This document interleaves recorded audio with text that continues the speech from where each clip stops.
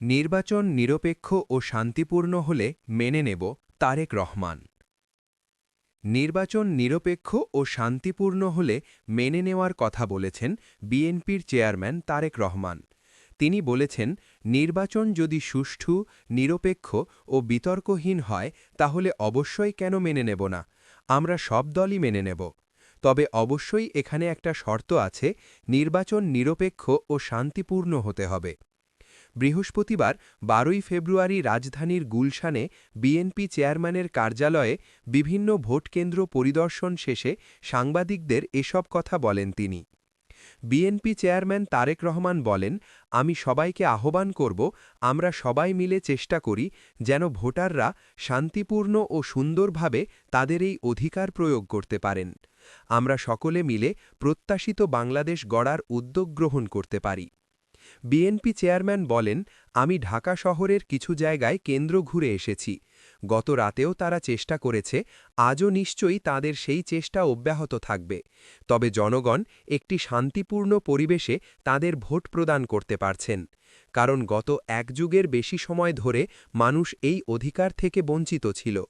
এখন মানুষের মধ্যে উৎসাহ উদ্দীপনা আছে। জয়ের ব্যাপারে বিএনপি কতটা আশাবাদী জানতে চাইলে তারেক রহমান বলেন, আমরা আত্মবিশ্বাসী, আলহামদুলিল্লাহ, বিজয়ের ব্যাপারে আশাবাদী। কত আসনে জয়ের আশা করছেন এমন প্রশ্নে তিনি বলেন, আমরা এতটুকু প্রত্যাশা করছি, যত আসন পেলে আমরা সুন্দরভাবে দেশ পরিচালনা করতে পারব।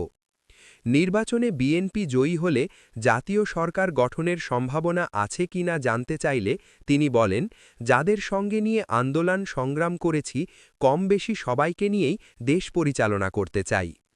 সারা দেশের ভোটের খবর কেমন জানতে চাইলে তারেক রহমান বলেন, আমি এতক্ষণ বিভিন্ন কেন্দ্র ঘুরেছি, এখনও সারা দেশের খবর পাইনি। এইমাত্র অফিসে আসলাম, ৫ ঘন্টা অতিবাহিত হয়েছে, কিন্তু আমি বিভিন্ন কেন্দ্র ঘুরছিলাম, ফলে আমি বিস্তারিত খবর নিতে পারিনি। মোবাইলে বিভিন্ন গণমাধ্যমের সংবাদ দেখছিলাম, সেখানে দেখলাম এখন বিভিন্ন জায়গায় অপ্রত্যাশিত ঘটনা ঘটছে। কোনো একটি রাজনৈতিক দল কিছু অপ্রত্যাশিত ঘটনা বারবার ঘটিয়ে যাচ্ছে, আমরা চাই না এমন ঘটনা ঘটুক। তিনি বলেন, আমরা মনে করি দেশের মালিক হচ্ছে জনগণ, তারা যদি বেরিয়ে আসে এবং অধিকার প্রয়োগ করে তবে ভোটের সংখ্যা যত বাড়বে সকল দলের ষড়যন্ত্র প্রতিহত করা যাবে। তারেক রহমান বলেন, যারা অপ্রীতিকর ঘটনা ঘটাচ্ছে তাদের প্রতি মানুষের বিরূপ ধারণা বাড়বে। এই ঘটনাগুলো ভালো না, তারা বিভিন্নভাবে অনৈতিক কাজ করার চেষ্টা করছে। ভোটের ফল গণনায় দেরি হওয়ার আশঙ্কা আছে কিনা জানতে চাইলে তিনি বলেন, ভোট গণনা নিয়ে দেরি হওয়ার কোনো কারণ দেখি না। কেন দেরি হবে? সমগ্র দেশের মানুষ যেখানে ভোট দিয়েছে সেখানে তারা তো ফল দ্রুতই চাইবে। নির্বাচন কমিশন চেষ্টা করবে যত দ্রুত সম্ভব মানুষের ভোটাধিকারের ফল তাদের কাছে পৌঁছে দিতে। বিএনপি চেয়ারম্যান আরও বলেন, আমরা ৯১, ৯৬ ও ২০০১ সালেও নিরপেক্ষ নির্বাচন দেখেছি। ফল ঘোষণার সাধারণ একটা সময় তো আছেই। আমরা প্রত্যাশা করব এবারও মানুষ যত দ্রুত সম্ভব ভোটের ফল জানতে পারবে।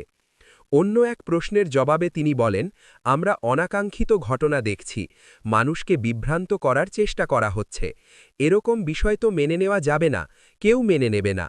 ভোটের সার্বিক পরিবেশ নিয়ে তারেক রহমান বলেন, আমি ঢাকা শহরে যেমন পরিবেশ দেখেছি তাতে মনে হয়েছে মানুষ অত্যন্ত উৎসবমুখর পরিবেশে ভোট দিচ্ছে।